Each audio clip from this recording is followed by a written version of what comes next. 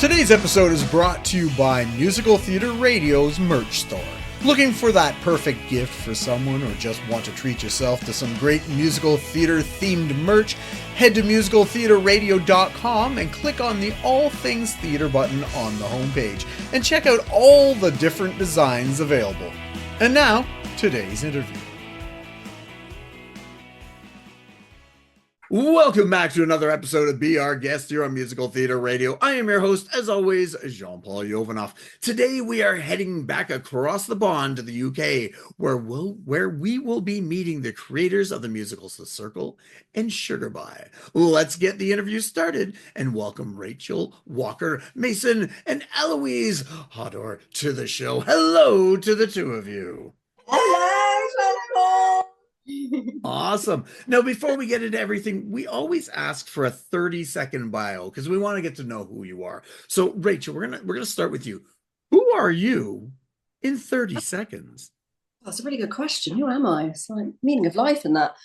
So, principally, I'm a songwriter. I write for Grammy artists and people like that. That's my kind of day job-ish. And then, yes, started writing theatre, always loved theatre. It's just the best thing in the entire world. And my parents always took me to theatre. I'm very lucky that I had that as an upbringing and started making theatre a few years ago. And I have 2 children and a husband and a cat and live in Bristol in Somerset. So we're near East London, but not that near. So we have to trek up to London quite often to see things and things, but yeah, that's kind of me in a nutshell, really. That's you in a nutshell. Yeah. Perfect. And Eloise, 30 seconds. Who are you? 30 seconds. So I'm Eloise Hodder, and I've principally worked as a theatre maker for the last 26 years. I've worked in education settings a great deal, as well as working freelance. I've had associations with the Donmar Warehouse in London, and I've worked up and down the country because, as I was just saying before we came on air, I've moved quite a bit in my life as well. I've now come back to Bristol, where I'm originally from, and then happened to meet this lovely lady, Rachel, and I've started doing something new, which is making theatre, but this time musical theatre. So I think that kind of covers me. That's a good nutshell, isn't it? Yeah.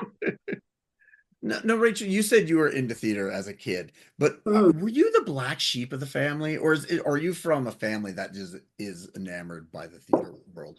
Oh, I think we all love theatre. It's we were in the local drama club. My dad was in quite a famous boys' choir when he was younger. He went to a school in quite a rough part of London. People get murdered there quite a lot, but it's like a rough part of London, but it had a school where they had this incredible choir teacher, and he basically got all the boys singing. So it was rough, that area, but it was incredible. So they recorded with Pavarotti, they did the proms loads of times, they did quite a few of Benjamin Britten's work. So he's on loads of those recordings, and so he grew up doing that and always loved music. And then my mum's mum, Daisy, that's my grandma, because they were from India. So I'm part Asian, but not that anyone knows because I'm very white. Like, everyone's like, really? Like, yeah.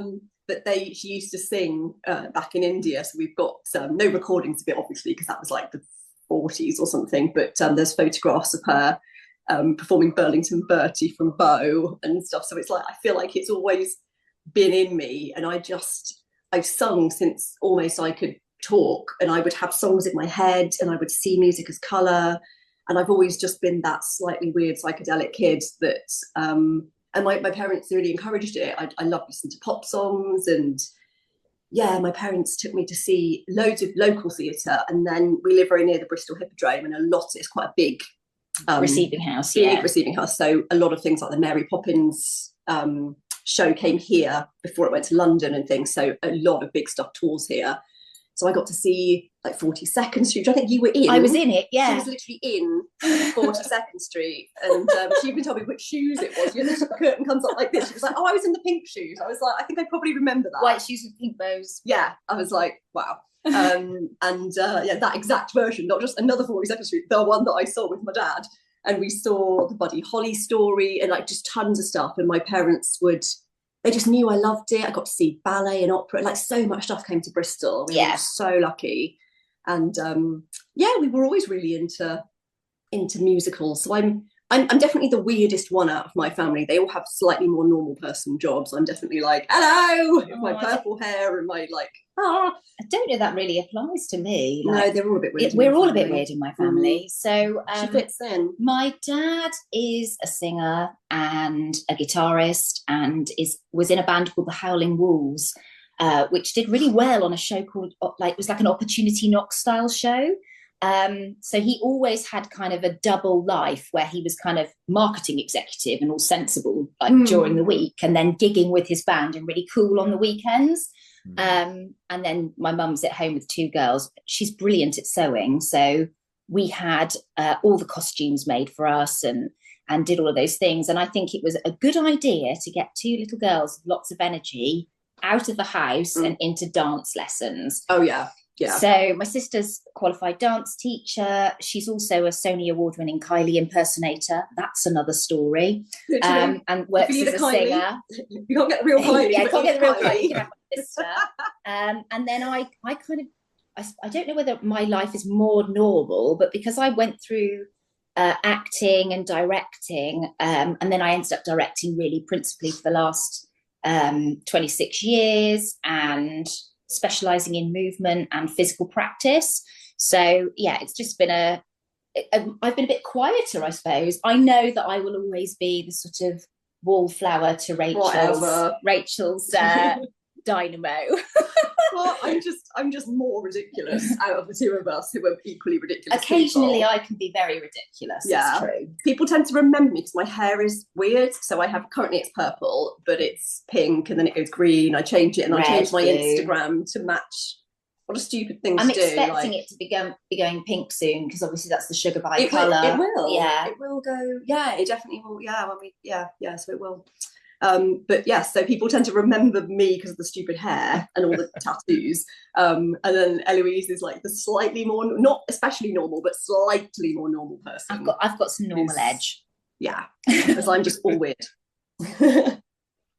I'm always curious if in a parallel universe, because obviously you went into the arts, you love the arts, but in a parallel universe, where would you have gone? As a career, do you think? Was there something that drew you in a certain direction that if you hadn't gone to the arts, you would have gone to this? I know what I would have been doing. So in order to pay my way through drama school, I was a museum guide. Oh, yeah.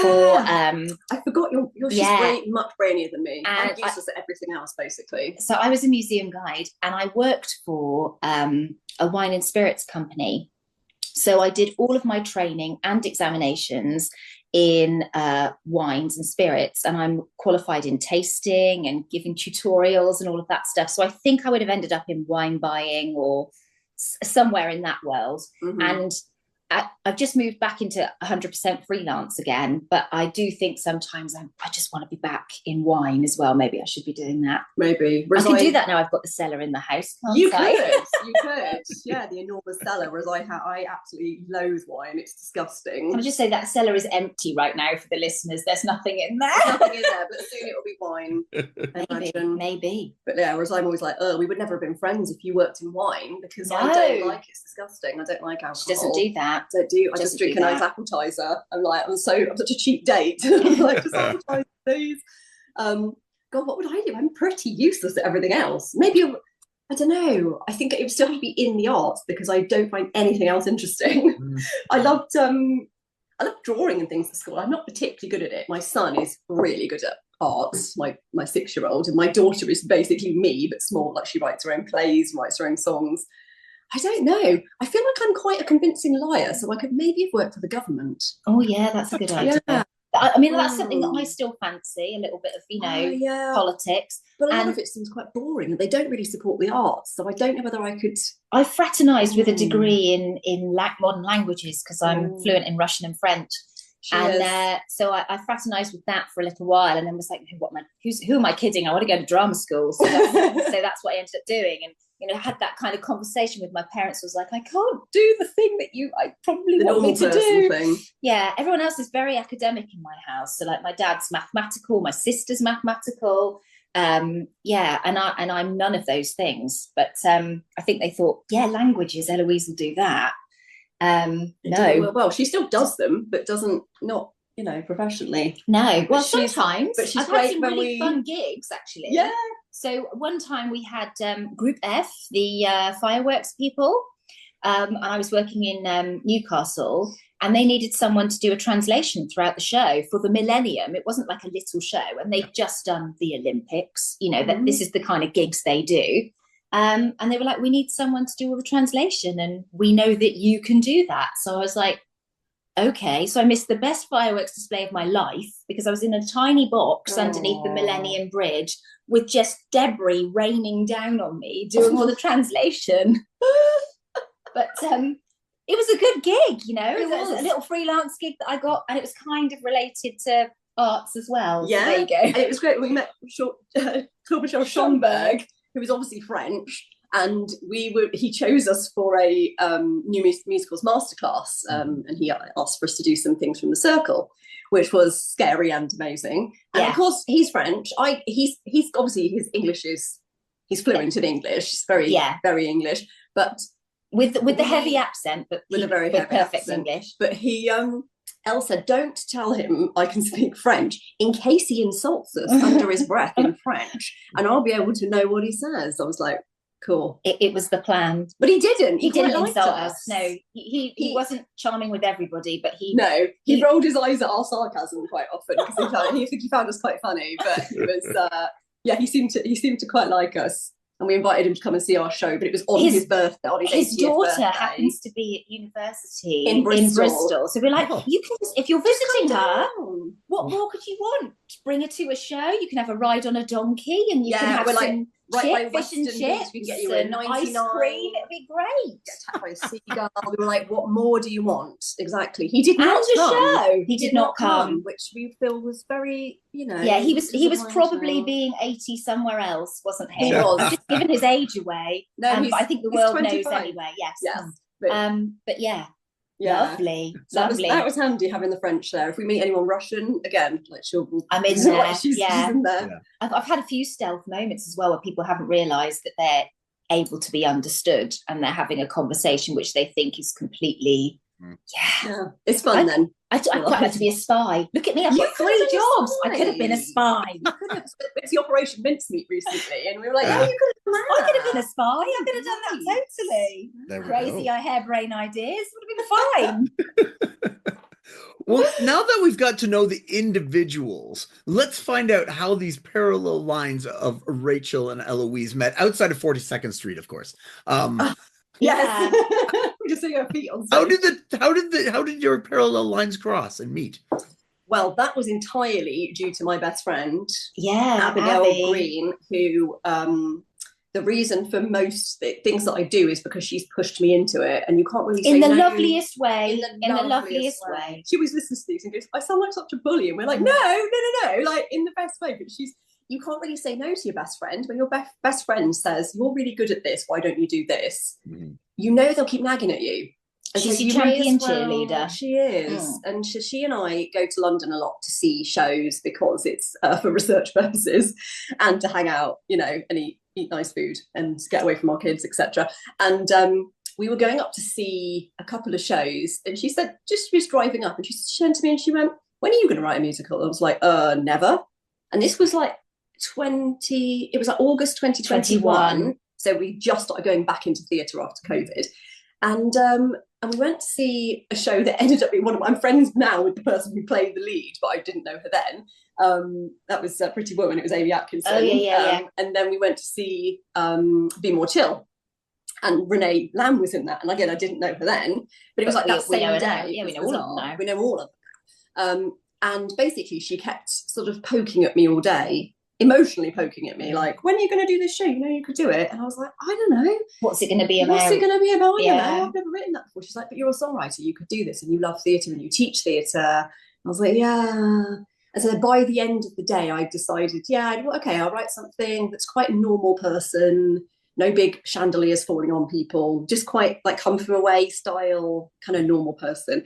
And it'd be about women and the stuff that women go through.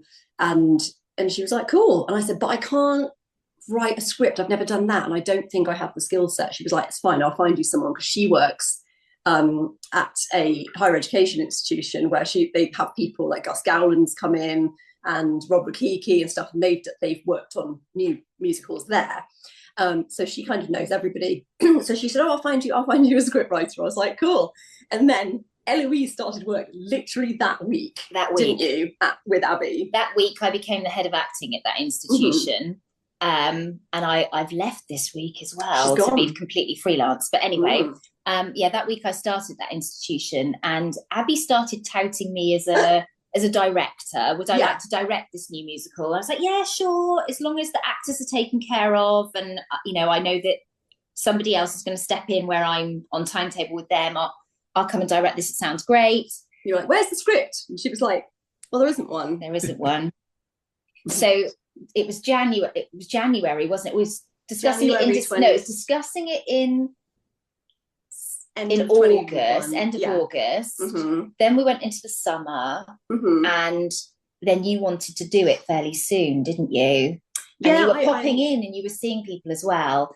And we organised for you to come to mine to have a chat. It was January. January 22.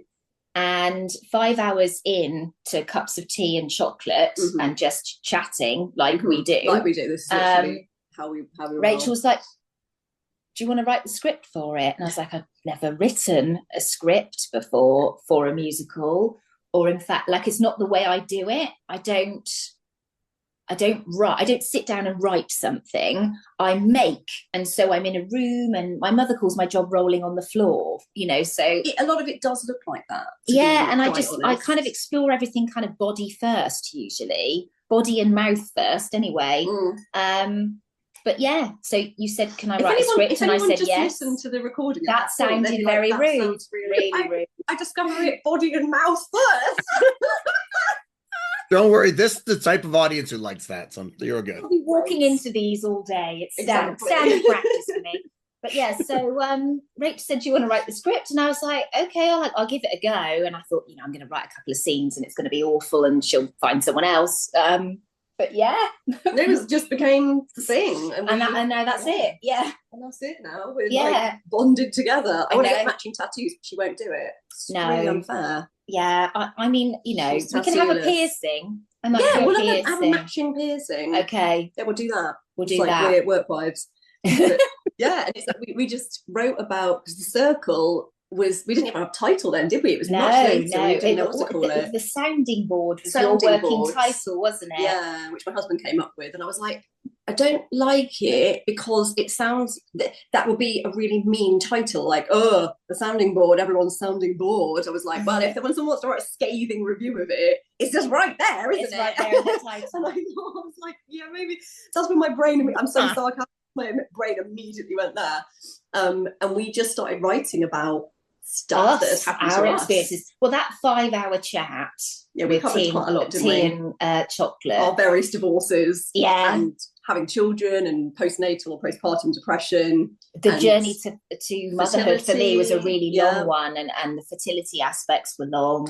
And I'd got out of a domestic abuse relationship as well, which is why I was in Bristol in the first place, because I'd been living elsewhere beforehand. So yeah, it was a lot of stuff that was covered, and then somehow it all ended up in a musical, which does sound like it might be Misery the musical, but there are some really light-hearted fun bits. There are some bits, and people laugh and cry a lot in it, which I think work balances quite well. So we've and it was people nice. were surprised there was some fun, weren't they? Yeah we were like, we have to put some in, otherwise it's going to be just weeping. It was after the first workshop where I turned around to hand out questionnaires and thought, maybe I'll go with tissues first. Everybody's crying. Everyone was weeping. I was like, oh, okay.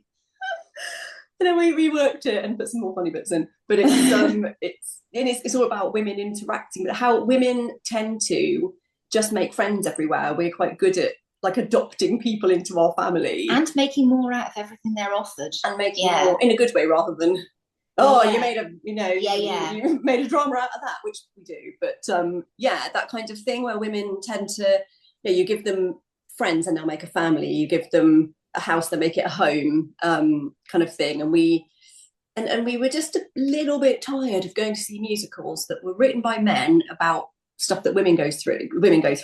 And I went to see what's it called? The one that I really like about postnatal depression. Well, with electric shock therapy. Oh, Next to Normal. Next to Normal. And it's great. And it was an amazing production at the Donmar in London, like amazing production.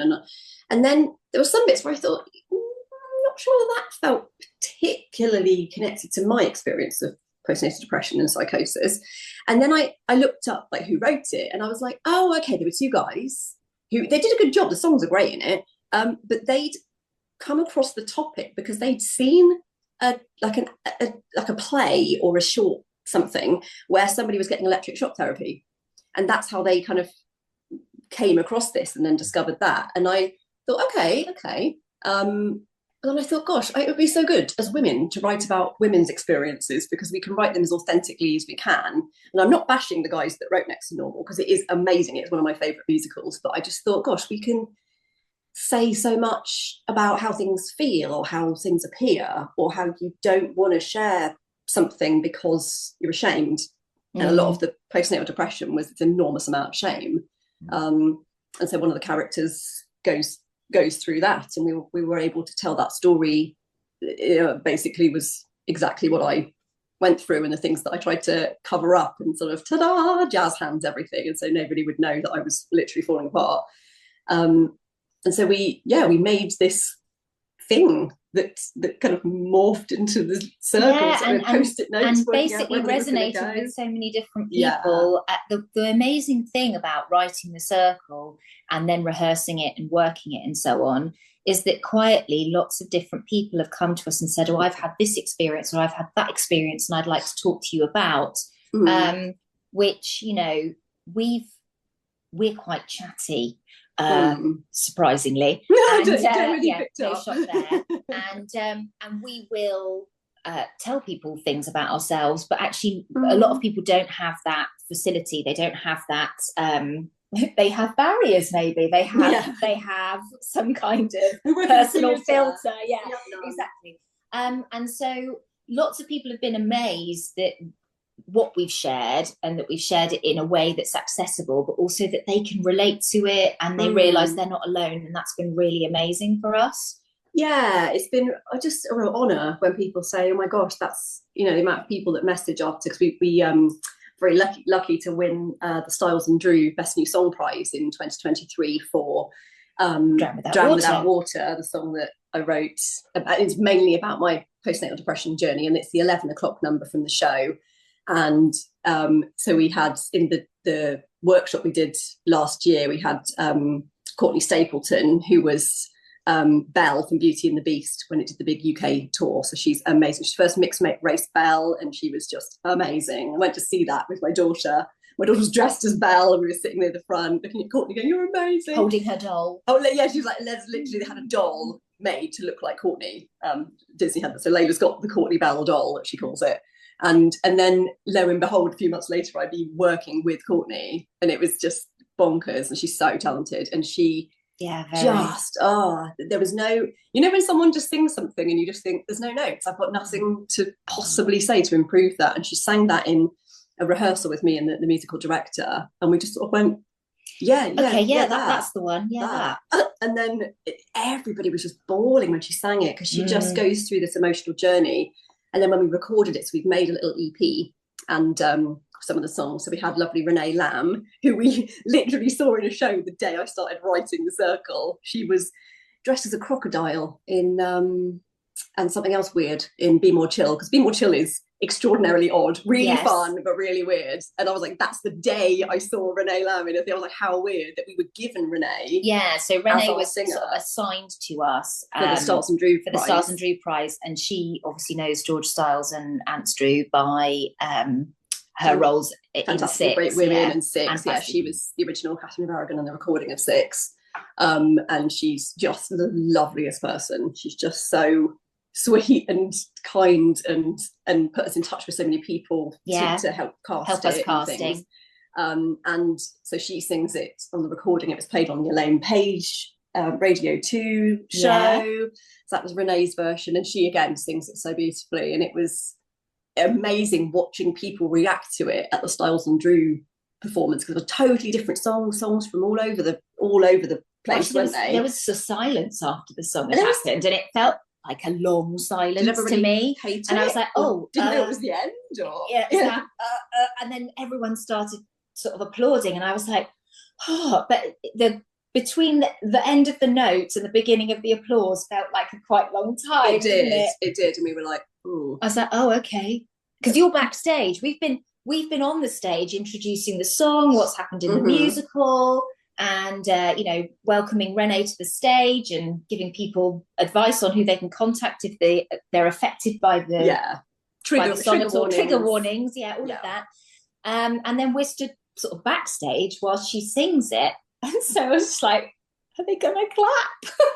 Oh, they hated it, right? Yeah. Okay. Oh dear. And then I looked at people, and they were like people of all ages, all the genders, everyone was crying, and I was like, oh, yeah. It was and Renee. I mean, Renee is fantastic at making herself cry. I've never seen anyone do it. Oh no, yeah, like she's that. on command. She's like, she can just do it. You'd be like, cry now, and she'll just do it. And so and she said she didn't even need to think about anything else in that song. I was like, do you have things that get you into crying? And she was like, no, there's the line, I feel like the ghost of myself and I know I'm not all right. Yeah. And that's the bit where the character starts to cry, and just the last chorus kind of like this. And she said, no, just that line. That'll do it just does it. And I was like, oh. And she was convinced we'd win. She did this as soon as she got the music, because we didn't get to select who sang. No, that was allocation, wasn't it? Yeah. You just get to say kind of say what voice you wanted. Yeah, and I was like, well, kind of mezzo soprano, someone who can cry on command.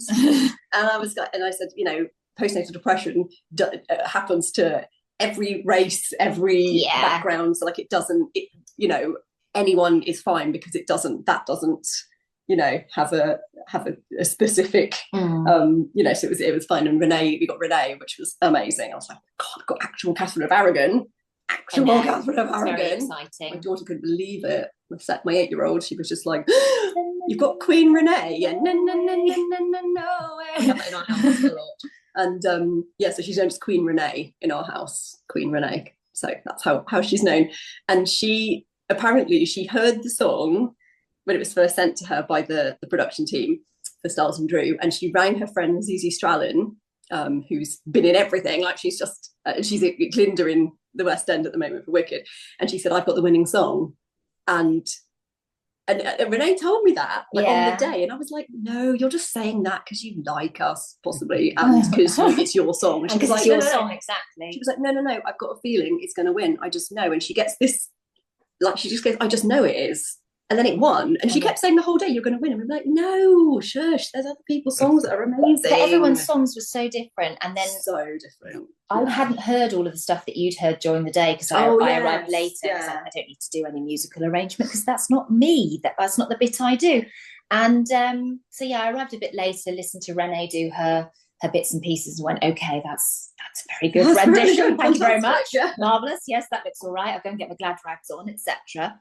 And then had no expectation or nothing whatsoever. And then heard the first one, and my mum said the same thing. She went, gosh, the standard. She was like, yes. You heard the first song and you just went, oh, okay, well, that's the winner then, isn't it? Exactly what and then the next one comes up and you said, oh, well, maybe that's the one's the winner. And we were third in the running order, which we thought isn't a particularly special place for 12 songs either. So they'd have forgotten about us by the end. Renee was like, you should have been on near the end. And we were like, well, I don't think we got to choose. So you just get what you're given. It's fine.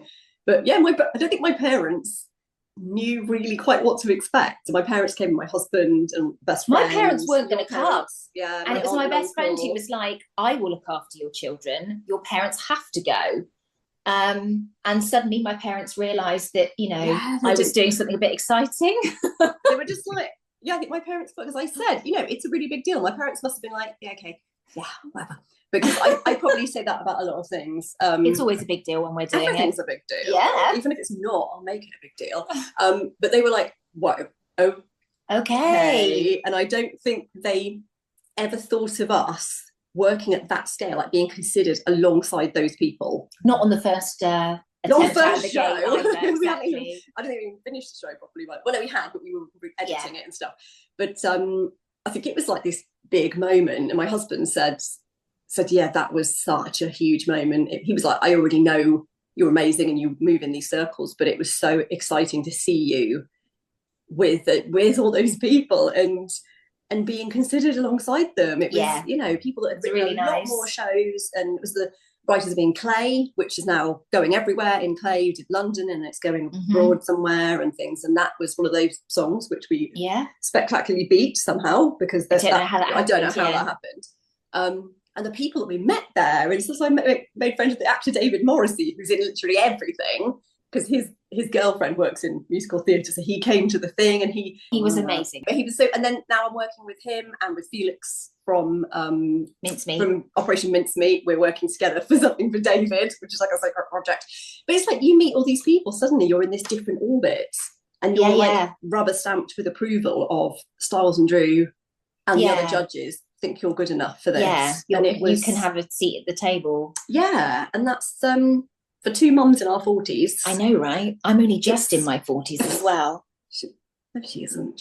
She looks like she's in her 30s still. It's annoying, but it's it was overwhelming. That felt like a massive confirmation that we were on the right track. Yeah, exactly. We should be doing this rather than those other jobs that we thought we might like to do, like an MP. I don't think I want to do that now, but I've got so many battles to fight. I reckon I'd love being an MP, because I'd just be on the horse all the time. No. I'd love to hear how the two of you work together on songs. Is there a standard way you do it? One writes an idea, and then the other writes music and lyrics, or music and lyrics together, or how does it work for the two of you when you're working?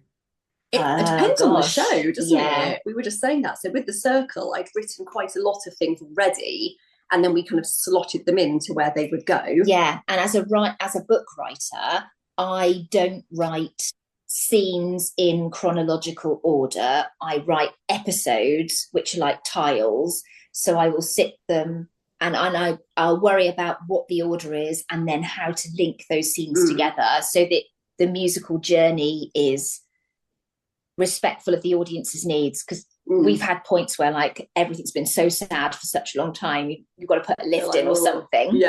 So then sometimes I need to write something to order, like I need something there, but then you might write something and go, I've written this song and I need you to do a scene about this.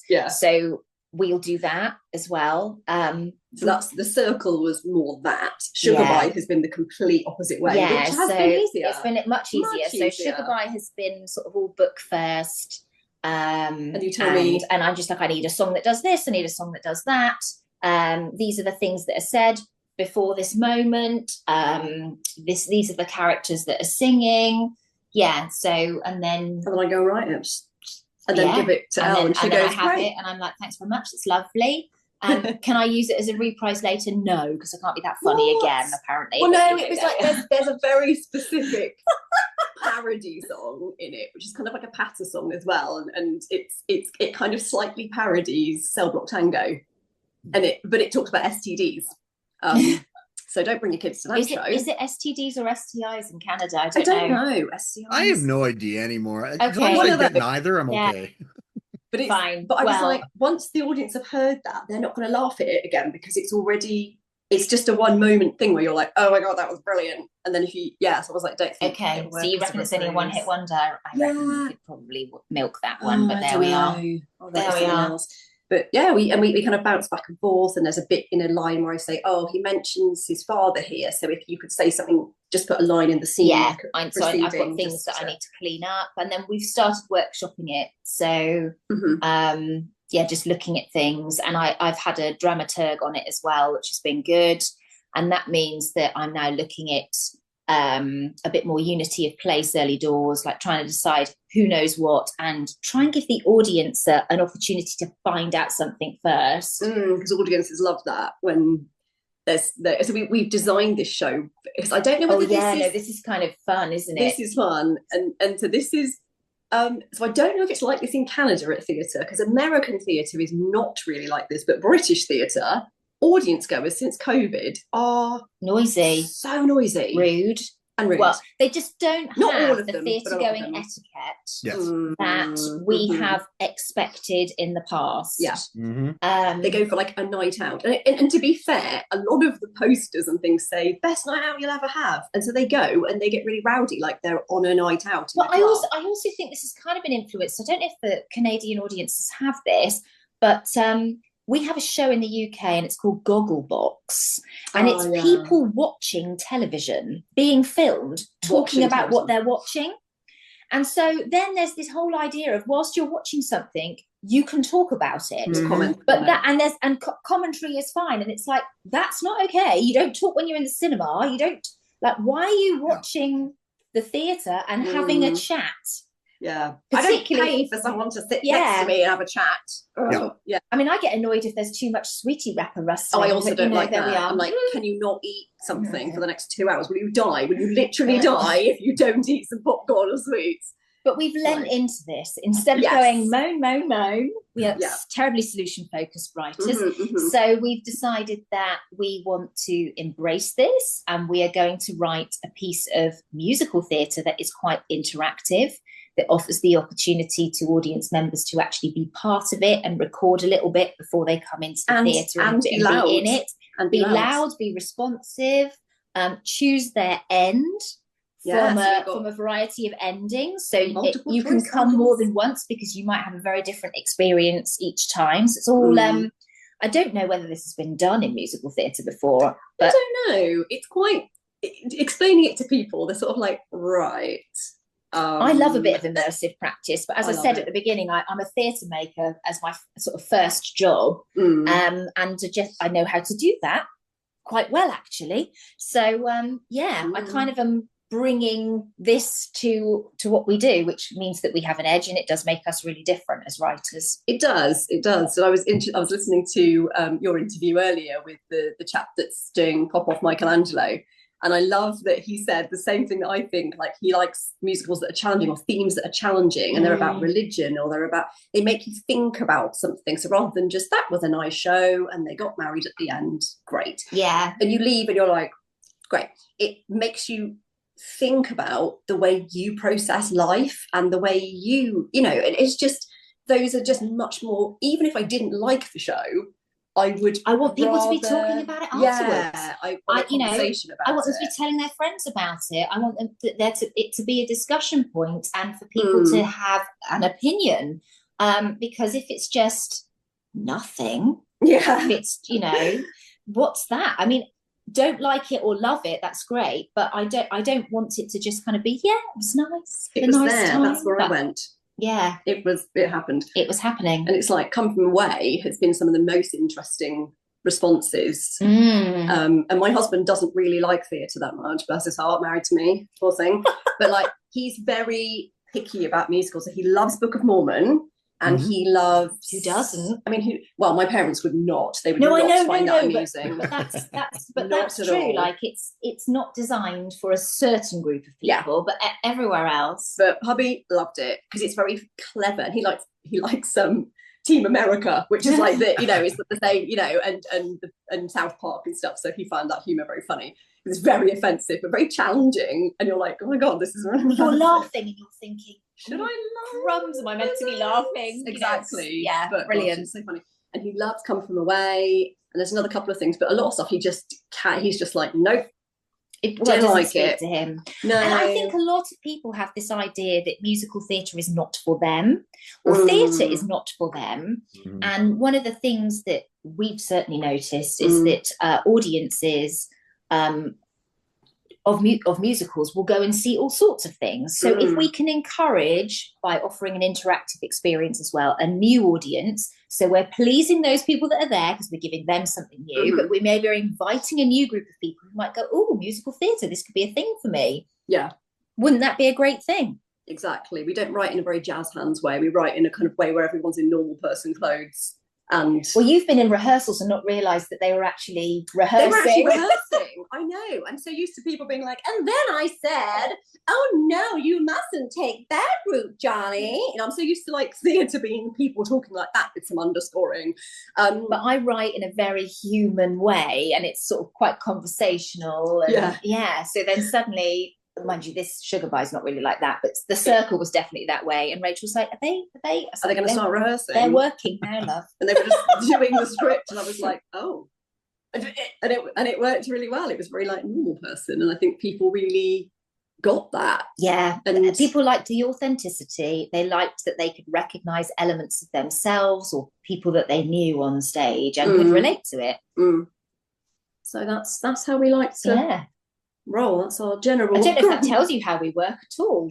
Well, that was the question after all, wasn't it? A lot of it is being trapped under a child and needing to message each other on WhatsApp of like, okay, have you working in the middle of the night? Oh yeah, because then children are asleep, so that you can actually get stuff done. We do a lot of. I do everything on my phone because my kids will draw on any piece of paper I have around. And I have notebooks and pens for each show, and I'm all paper and post-it notes until I eventually type it up.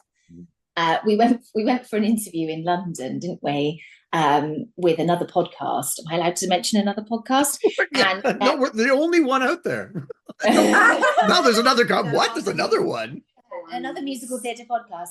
And I said, oh, I should have brought the book so we could do some work on the way. But I was worried about like what happens if I lose it, or, you know, people get our ideas or whatever. And Rachel was just like, it's practically encrypted the way that you write. Yeah, like no one will understand what you've done because I have like spider diagrams and stickers on things. I don't even know what it is. I'm like, have you actually done anything? And that's a scene. Yeah. That's a scene. This whole book is full of stuff. Yeah, makes sense in her head. Whereas I like writing a list and I've got all my lyrics. I guess it's since COVID as well, because I did all songwriting online because I write for other artists and for other projects all the time. So I have to have everything saved in files or I lose it. And I'm like, people are like, I think that demo from such and such. And I'm like, I've had that too many times where nobody can find the demo from this thing that we wrote 5 years ago for like somebody's project. And so now I've got much more. I'm still not great. I'm not brilliantly organized, but like, and I just keep things in the same bit in the same folder so that I can find them easily and then edit them.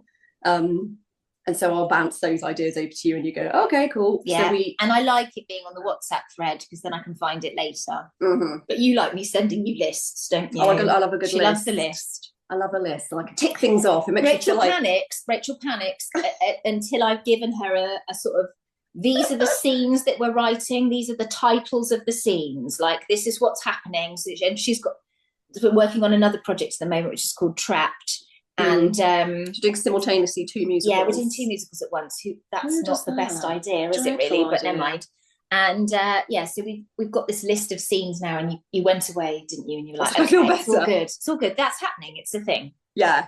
I like a bit of, as bizarre as I am, I like a little bit of form. Otherwise, I'm like, what am I doing?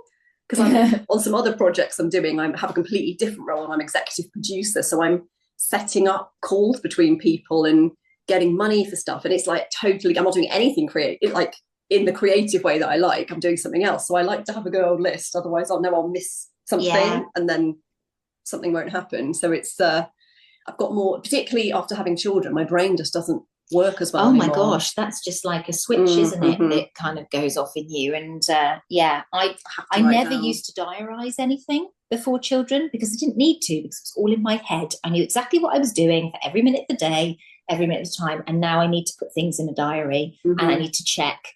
And that's largely not to do with what I'm doing. It's to do with how many other things I'm facilitating for other people as well. Yeah. And our kids, and driving them around to things. And Layla's got a show, or Eloise has got swimming, and blah, blah, blah. You're there so much. You're their manager as well. I'm like, don't think I signed up for being their creative directors as well, but it's happened. It's just how it is, isn't it? So yes, write a lot of stuff down now, which makes me feel better. It makes me feel like I've done something.